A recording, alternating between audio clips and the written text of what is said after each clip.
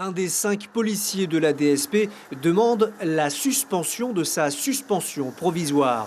Pour son avocat, après des mois d'enquête, aucune fraude n'est avérée. La grosse irrégularité viendrait de ses supérieurs. Ils ont mis en place une note de service modifiant la procédure de validation des procurations. Elle serait illégale. Elle prévoit une procédure qui est contraire à l'article R72 du Code électoral, qui impose que le mandant, celui qui veut donner une procuration, soit présenté physiquement devant l'officier habilité. Et cette note, elle dit ce n'est pas obligatoire de passer devant l'officier, vous allez passer devant un réserviste qui, lui, va récolter les procurations et ensuite les faire signer par un officier. Et donc l'officier ne verra jamais, avec cette procédure, le mandant.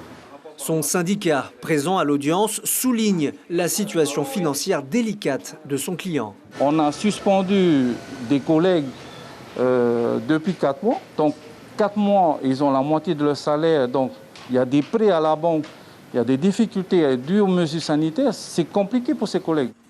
Et puis l'avocat insiste sur le fait que ceux qui ont écrit la note de service sont aussi ceux qui mènent l'enquête pour fraude. Ainsi, il n'y a aucun questionnement sur la validité de la note de service. Je pense qu'il y a un moment, les exigences du procès équitable, de l'impartialité de l'enquête, des droits de la défense font qu'on ne devrait pas pouvoir enquêter sur ses propres fautes.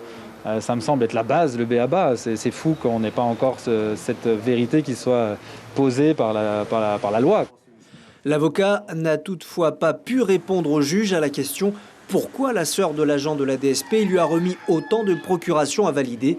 Elles étaient au nombre de 104.